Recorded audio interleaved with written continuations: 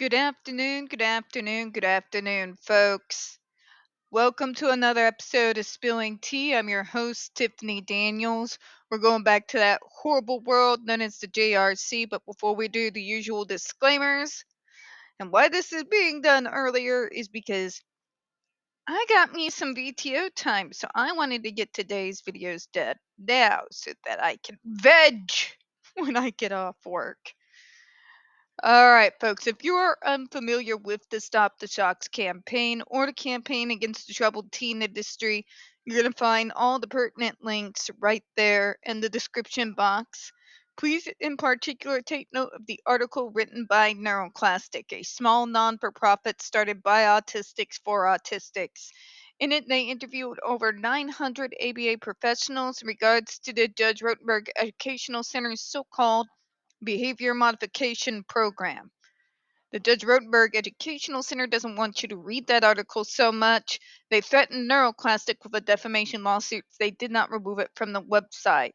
NeuroClastic refused, so you know the drill. Read that article, share it on all your social media. Also included is NeuroClastic's public statement regards to the defamation lawsuit threat, as well as a link to their GoFundMe. We are crowdfunding just in case the JRC ever does see through with their threat.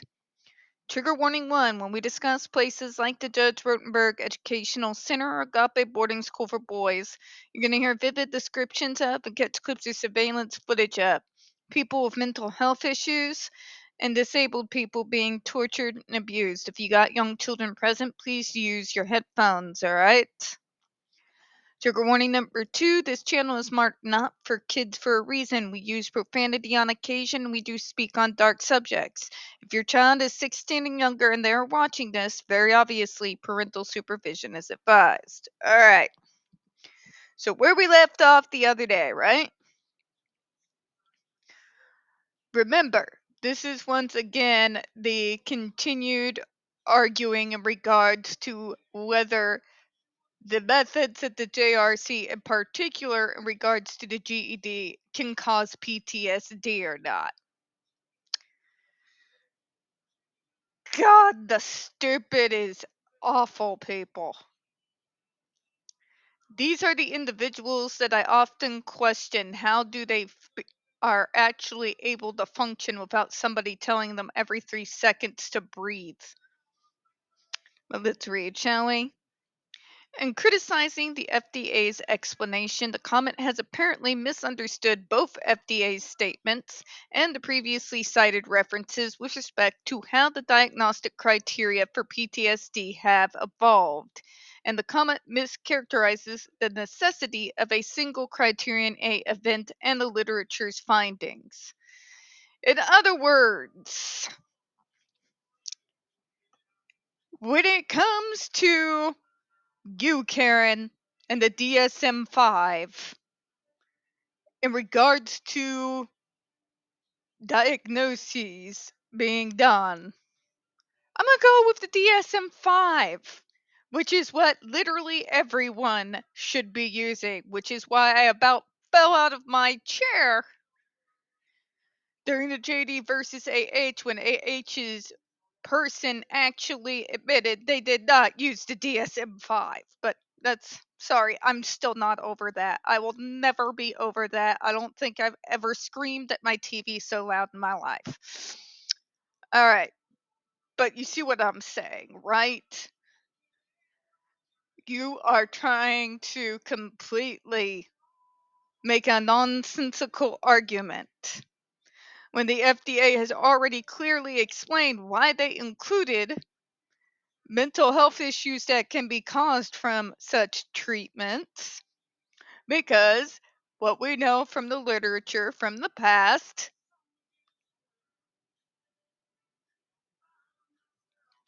yeah, let's continue on, shall we? The criteria have evolved. Even before the DSM update, the literature had found that people exhibited the symptoms of PTSD even when a single discrete event did not appear to cause the symptoms. Oh, Jesus Christ. But nothing happened, and then there's all these symptoms. could the individuals who do not either have a professional degree in this particular area study or do not have the diagnosis of PTSD shut their traps? Because triggers with PTSD could legitimately be anything. Literally anything. For me, a loud bang upstairs from my neighbors. It could be a particular stop on the TV right before, like the beginning of a show. It could be the wind blowing the wrong way if it's a, special kind of day. All right. To say that you can't say that what we're doing is directly the cause of those symptoms, yes, we can. We can definitively can say exactly that. All right. This isn't an argument. I don't know what it is, but I wish I could. I don't know. I kind of am in this weird headspace where I either want to light myself on fire or run to a wall just to deal with all the stupid, the stupid burns, people. The stupid burns. The explanation of revised diagnostic criteria from the DSM-4 to the DSM-5 makes clear that PTSD may develop from threatened not only actual harm or from a series of traumatic events, not a single discrete event. All of this which everybody on planet Earth already knew. Matter of fact, if this were in regards to a female DV victim, a real one, just saying, and we're going through this, do you really think you would see all these bizarre arguments against her? No. But since we are dealing with disabled people, when I say we're not looked at as quite human, folks, this is the stuff I mean. It's the little things that majority of y'all don't even think about. You know? Where you don't even question the way a particular person is being spoke to or of. But the actual fact that these individuals are trying to argue that because there was not immediate symptoms popping up right after a person got shocked with electricity, that somehow that means the PTSD isn't there. Yeah, please don't put me in a room with that person, because I may have to psychologically destroy them. I'm a very vindictive person, and this kind of level of willful stupid. It's not the Hollywood bullshit you see in regards to PTSD, folks. There are times where PTSD may be triggered, but we still have enough presence of mind to at least mask really hard and hide the fact that anything's wrong or that we're freaking out. There are other incidents that happen so sudden and hit you so hard that there's absolutely no control at all. It's not a step-by-step formula that every step has to be marked down the way in order to declare whether this device can cause PTSD or not. It's not how mental health works. That is not how post-traumatic stress disorder works. It's different every time.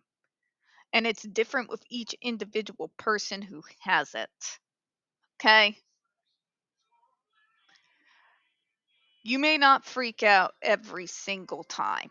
especially as you go through the years and some of the memories get a little bit dimmer than others. You can't argue that somebody going through something as traumatic as a school year at this fucking hellhole of a school and then tell me because they didn't immediately react in a way that you neurotypical assholes understand regards to PTSD immediately right there with you voyeurs watching their every damn move that means there is no PTSD. Jesus Christ. We are taught to mask from the very first day of school, people. We begin extremely young. All right? We know how to show you what you want to see, especially those of us who are going through traumatic hell and have to do so for sheer survival. You have no idea how much I bagged up and never dealt with and kept pushing back and pushing back and pushing back and not reacting and not reacting and not reacting in my childhood. It comes to a head. That's how I ended up with full-on autistic burnout at 16. The point of the matter here is their argument is ridiculous. It is not taking it's not taking the idea that PTSD is different with everyone and manifests differently with each individual person, and that it's not always going to have an instant reaction to a set of stimuli. Sometimes that shit will catch you later at night, and it's usually 3 a.m. That's fun. We know from basically all the research material under God that treatment like those kids are receiving at the JRC absolutely does contribute to causing mental health issues like PTSD. To try to argue anything else, you have either drank the Kool-Aid so bad that there is no amount of damning evidence that's ever going to turn your head, or let's face it, because you're paid to. We're going to close out on that, folks. We don't get very many views on this channel. The few we do tend to get removed from time to time. So, folks, you know the drill. Please don't forget to hit the like button, hit subscribe. Don't forget to hit the comments. I appreciate your time this afternoon. And as always, folks, we here at Spilling Tea do hope you have a good one. I'll see you in a few minutes. Bye-bye, everyone.